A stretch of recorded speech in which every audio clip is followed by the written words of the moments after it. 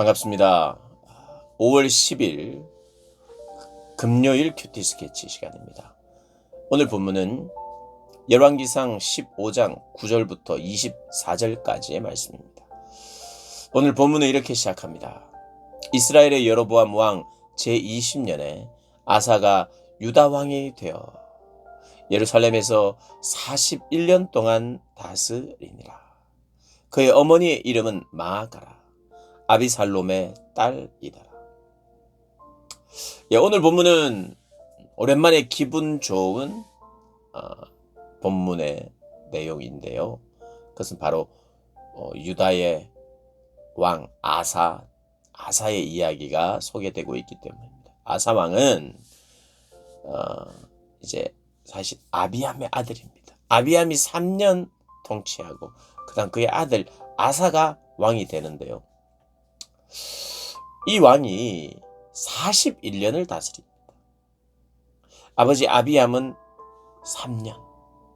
41년을 다스렸다는 건 물론 40년을 다스리면서도 잘못한 왕이 있긴 합니다만은 41년을 다스렸다는 것은 하나님 복 주셨다는 거죠. 근데 아사가 어떤 일을 행했는가? 11절에 아사가 그의 조상 다윗같이 다윗처럼 하면 좋은 거예요.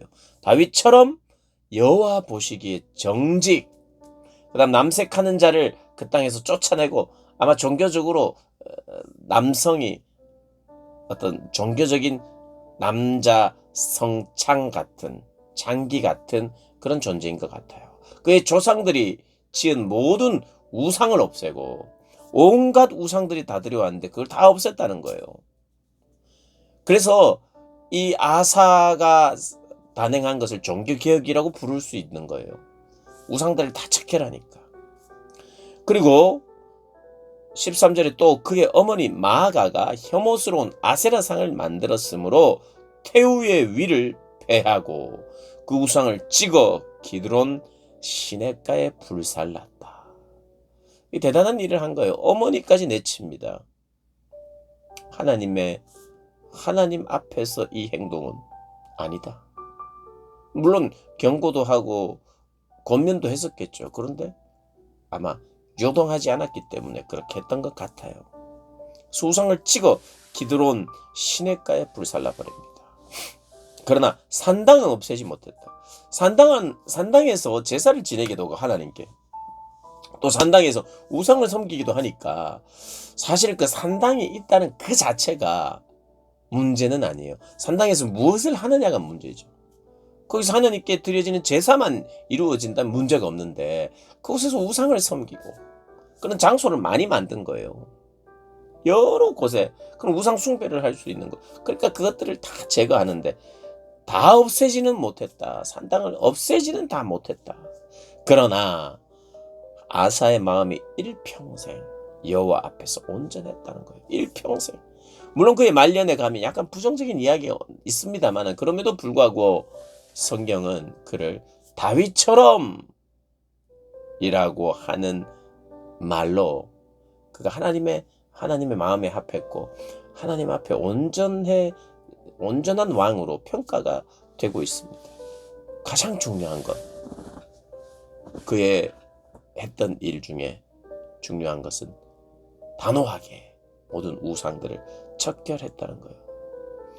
그러니까 단지 세웠던 그런 동상 같은 거 우상의 형태를 다 없애는 것만으로 잘한 건 아니죠. 그것을 없애는 이유가 뭐냐 이거죠. 하나님이 슬퍼하시기 때문에, 하나님 좋아하지 않기 때문에 없애면서 동시에 뭘 해야 될까요? 이게 예배를 해야 되죠. 정말 하나님을 섬겨야 되죠. 우상을 척결한 뒤에 하나님을 마음을 다하여 섬겨야 되는 것이죠. 하나님을 진심으로 예배하는, 그래야 그게 일평생 하나님 앞에 온전히 설 수 있는 길입니다. 그러니까 일평생 내가 진심 어린 예배를 드리는 사람이 일평생 하나님 앞에 온전할 수 있고 일평생 성공적인 삶을 살 수 있는 거예요. 예배를 드릴 때 내가 하나님을 사랑하기를 원하고 예배를 드릴 때 이웃을 사랑하기를 원하니까 하나님과의 화평을 추구하고 사람들과의 화평을 추구하면서 사니까 이 인생이 일생 동안 하나님 앞에 있는 거예요. 하나님 앞에 있다는 것은 이것만 말하는 겁니다. 내가 하나님 앞에 있습니다. 이것은 하나님, 내가 늘 기도하니까 하나님 나를 잘 봐주세요. 이게 아니라 내가 하나님 앞에 늘 있다는 것은 내가 하나님과의 관계를 가장 중요한 관계로 생각하고 내 이웃들과의 관계도 너무 중요하게 생각하는, 그래서 사랑이라는 원리로 매일매일 내가 살아가겠다는 그 삶의 자리가 바로 예배의 자리인 거예요. 예배의 자리가 처음에 기도하고 그 다음 찬양 2곡 부르고 그 다음 설교 듣고 그리고 예배 끝나고 이것만 말하는 게 아니라 그 안에 마음이 들어간 어떤 마음입니까? 하나님 앞에 정직하고자 하는 마음, 하나님을 사랑하고자 하는 마음, 이웃을 정말 사랑하고자 하는 그 마음으로 충만한 예배자가 되는 것. 예배자로서, 진정한 예배자로서 예배하는 사람. 그 사람이 바로 하나님 앞에 온전한 사람이 되는 겁니다. 그러니 그 사람이 우상을 찾게라는 거예요. 어머니라고 해도 과감하게 폐위시키는 겁니다. 그의 의지죠. 근데 이제 아사 왕 때도 역시 전쟁을 피할 수는 없었어요. 그래서 16절에 보면 아사와 이스라엘의 왕 바아사 사이에 일생 동안 또 전쟁도 있었다는 거예요. 전쟁. 그런데 17절, 18절, 19절을 보면 이 아사가 약간은 부정적인 어떤 태도가 나옵니다. 그것은 17절에 이스라엘의 왕 바아사가 유다를 치러 올라와서 이제 전쟁을 늘 했으니까요. 라마를 건축하여 이 라마의 요새를 건축했던 것 같아요. 전쟁을 위해서. 근데 유다 왕 아사가 이 라마를 건축하여 사람을 유다 왕 아사와 왕래하지 못하도록 그렇게 하려고 이렇게 막아서 요새를 세우려고 했어요. 그래서 18절에 아사가 여호와의 성전 곳간과 왕궁 곳간에 남은 은금을 모두 가져다가 그 신하의 손에 넘겨 다메섹에 거주하고 있는 아람의 왕 헤시온의 손자 다브림몬의 아들 베나닷. 이렇게 길게 이야기를 할까요? 그냥 베나닷이라 하면 되는데, 그죠? 베나닷에게 보냈어요. 뇌물과 같은 것입니다. 도와달라는 거예요. 나와 당신 사이에 약조가 있고 내 아버지와 당신의 아버지 사이에도 있었다. 그러니까 다윗과의 관계가 좋았으니, 그리고 아버지를 생각해서, 우리 할아버지를 생각해서, 증조 할아버지를 생각해서 내가 금은과 예물을 가져왔으니 이스라엘 바아사 왕과 세운 조약을 깨뜨려라. 배신하라는 거예요. 나와 계약하자. 그래서 사실은 베나닷이 계약합니다. 그런 방법으로 해서 이스라엘의 공격을 막지요. 그래서 그 라마를 건축하는 일을 중단시켜서 베나닷이 와서 아사의 왕 말을 듣고 군대가 와서 그걸 막습니다. 그리고 22절에 이에 아사 왕이 온 유다에 명령을 내려 한 사람도 모면하지 못하게 하여 바아사가 라마를 건축하던 돌과 제목을 가져와 그것으로 베냐민의 게바와 미스바를 건축하였더라. 그러면서 이제 마지막에는 그가 발에 병이 들어서 죽게 됩니다.